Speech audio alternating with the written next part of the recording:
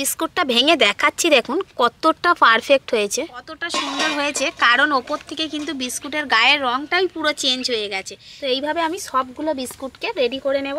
দেখতে যেমন ভালো লাগছে, এই বিস্কুটগুলো খেতেও কিন্তু তেমনই ভালো লাগে। নমস্কার বন্ধুরা, কাকলির রান্নাঘর উইথ ভিলেজ ফুডে সবাইকে স্বাগত জানিয়ে আজকে আমি আপনাদের সাথে শেয়ার করব আটা দিয়ে দারুণ সুন্দর একটি বিস্কুটের রেসিপি। যে বিস্কুটটা আপনারা খুব কম সময়ে আর খুব কম উপকরণে বানিয়ে নিতে পারবেন। বানানো তো ভীষণই সহজ আর খেতেও কিন্তু খুবই ভালো লাগে। বিশেষ করে এই বর্ষার দিনে সকাল বিকাল চায়ের সাথে কিংবা বাচ্চাদের যখন তখন আপনারা এই বিস্কুটটা দিতে পারবেন। তো বন্ধুরা, আজকের রেসিপিটা আপনারা প্লিজ প্রথম থেকে শেষ পর্যন্ত দেখতে থাকুন, আশা করছি খুবই ভালো লাগবে। আর যে সকল বন্ধুরা এখনও পর্যন্ত নতুন, তারা যদি ইউটিউব থেকে দেখেন তাহলে চ্যানেলটিকে সাবস্ক্রাইব এবং ফেসবুক পেজ থেকে দেখলে পেজটাকে ফলো করে আমার পাশে থাকবেন। তাহলে চলুন আজকের রেসিপিটা শুরু করার জন্য এখন আমি রান্নাঘরে চলে যাই। আজকের বিস্কুটটা আমি আটা দিয়ে বানাবো, তাই প্রথমেই আমি আটাটা মেখে নেব। আর আটার সাথে আর যে উপকরণ নেব, সমস্ত উপকরণ কতটা নেবেন, কিভাবে নেবেন, কার পর কোনটা নেবেন, সব কিছু আমি আপনাদেরকে বলে দেবো। আপনারা শুধু পুরো ভিডিওটা দেখতে থাকুন। প্রথমেই আমি এখানে নিয়ে নিয়েছি 50 গ্রাম বাটার। এবার এই বাটারটার মধ্যে আমি দিয়ে দেব চিনির গুঁড়ো। তো এখানে আমি 100 গ্রাম চিনিকে মিক্সিতে গুঁড়ো করে নিয়েছি। তো এই চিনির গুঁড়োটা এখন আমি এই বাটারের মধ্যে দিয়ে দেব। আর বাটারের পরিবর্তে আপনারা ঘিও নিতে পারেন কিংবা সাদা তেলও নিতে পারেন। তবে বাটার দিয়ে বিস্কুটটা বানালে কিন্তু অনেক বেশি খেতে ভালো লাগে। তো পুরো চিনির গুঁড়োটা আমি এখানে দিয়ে দিলাম। দেওয়ার পর বাটারের সাথে এই চিনির গুঁড়োটাকে আমি খুব ভালো করে মিশিয়ে নেব।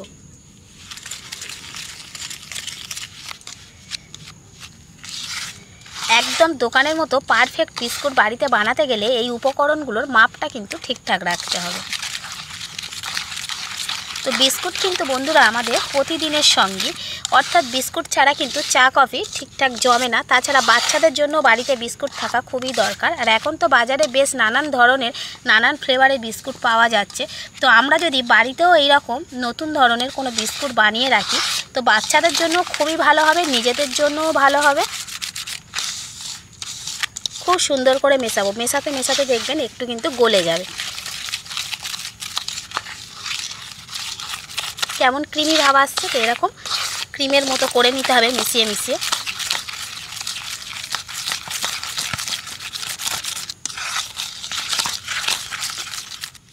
খুব ভালো করে দুটোকে মিশিয়ে নিয়েছি। এবার আমি এর মধ্যে দিয়ে দেব আটা।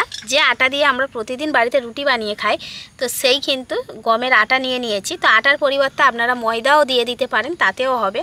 তো এখানে আমি এই বাটিটার মাপ করে 1 বাটি আটা নিয়েছি। যদি আমি হিসাব মতো মাপি তাহলে কিন্তু 200 গ্রাম আটা হবে।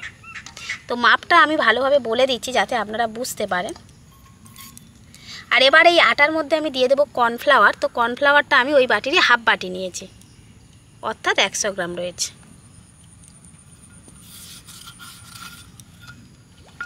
এবার আমি এখানে দিয়ে দেব খুব অল্প একটু লবণ, একটু স্বাদ আসার জন্য। আর দেব হাফ চামচ বেকিং পাউডার। বেকিং সোডা না, এটা কিন্তু বেকিং পাউডার। তো সমস্ত উপকরণ দেওয়া হয়ে গেলে এবার খুব ভালো করে একসাথে মিশিয়ে নেব।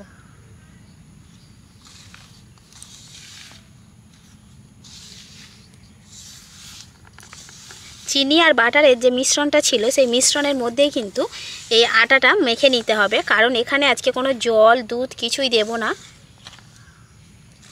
যেহেতু বিস্কুটের এই ডোটা খুব বেশি নরম হবে না, একটু শক্ত টাইপের হবে, সেজন্য কিন্তু এখানে মানে যে মাপটা আমি নিয়েছি ওই মাপে সব কিছু একসাথে ভালোভাবে মিশিয়ে নেওয়া যাবে। আর যেহেতু চিনি রয়েছে, তো চিনিটা আস্তে আস্তে গলতেই থাকবে। তো এইভাবে সুন্দর করে আস্তে আস্তে মিশিয়ে নেব। কিছুক্ষণ ধরে মেশানোর পরে দেখুন আটাটা কীরকম হয়েছে, অর্থাৎ চিনিটা গলে গেছে। তো যাওয়ার ফলে কিন্তু এইরকম হয়ে গেছে। তো মেশাতে মেশাতে আরও সুন্দরভাবে মেশানো হয়ে যাবে। যদি মনে হয় আপনাদের কাছে খুব শুকনো শুকনো মনে হচ্ছে, সামান্য একটু জল দিয়ে দিতে পারেন। একটু অল্প জল দিয়ে মিশিয়ে নেবেন, দেখবেন চিনিটা গলে যাবে আর তখন এইরকম হয়ে যাবে। তো খুব ভালো করে চেপে চেপে মিশিয়ে নিতে হবে এইভাবে।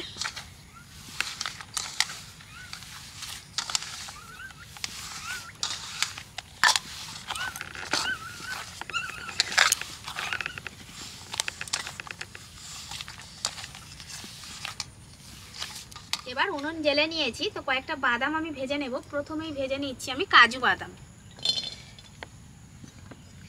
শুকনো কড়াইতে একটু নেড়ে চেড়ে বাদামগুলোকে ভেজে নেব। কাজু বাদামটা ভাজা হয়ে গেছে, এবার নামিয়ে নিচ্ছি। তো এবার আমি বেশ কিছুটা চীনা বাদাম ভেজে নেব।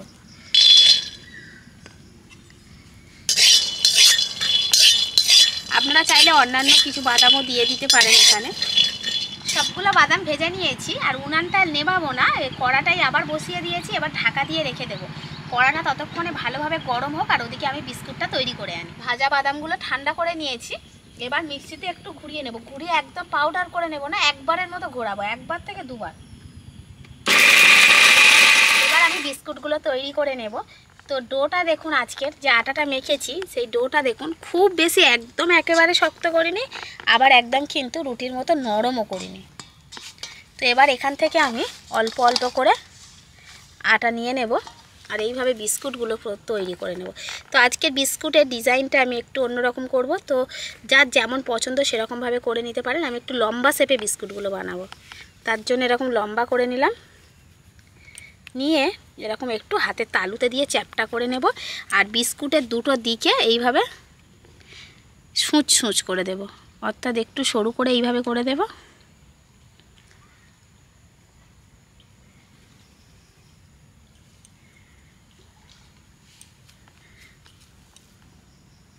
মাঝখানটা একটু মোটা থাকবে, আর দুটো দিক এরকম একটু সরু হয়ে যাবে। তো এরকমভাবে করে নিলাম। এবার আমি যে বাদামটা গুঁড়ো করে রেখেছি সেই বাদামটা দিয়ে দেব।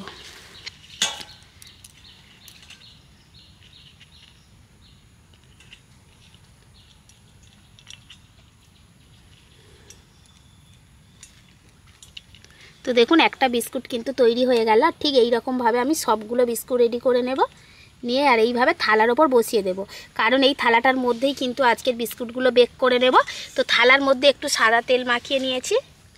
আরও একটা বিস্কুট আমি দেখিয়ে দিচ্ছি। প্রথমে এরকম লম্বা শেপে করে নিতে হবে, নিয়ে এইভাবে একটু চ্যাপটা করতে হবে, করে এই দুটো দিক একটু সরু করে দেব। এতে করে এই বিস্কুটের শেপটা দেখতে খুব ভালো লাগে। এই হয়ে গেল। এবার আমি এই যে বাদামের গুঁড়ো এর ওপরে এইভাবে রেখে দেব। এইভাবে ওপর থেকে একটু চাপ দিয়ে এইভাবে করে নিলাম, হয়ে গেল। এই দেখুন কত সুন্দর বাদামগুলো উঠে গেল বিস্কুটের মধ্যে। তো এইভাবে রেখে দেব।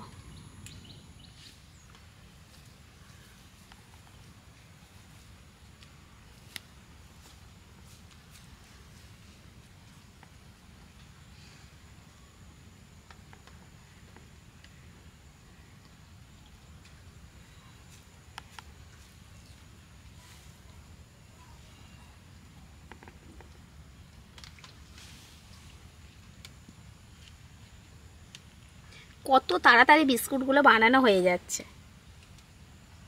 তো এইভাবে আমি সবগুলো বিস্কুটকে রেডি করে নেব।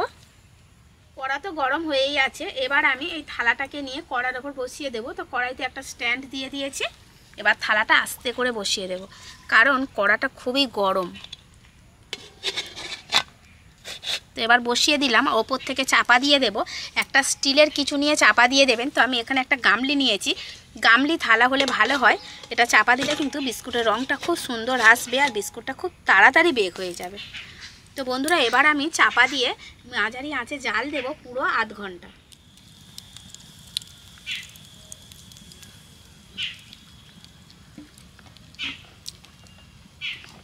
তিরিশ মিনিট হয়ে গেছে। এবার আমি ঢাকনাটা খুলে একবার দেখব বিস্কুটগুলো কত দূর হলো। 30 মিনিটে আশা করছি বিস্কুটগুলো হয়ে যাবে। তো দেখুন শুধু বন্ধুরা বিস্কুটগুলো কতটা সুন্দর হয়েছে, কারণ ওপর থেকে কিন্তু বিস্কুটের গায়ের রঙটাই পুরো চেঞ্জ হয়ে গেছে।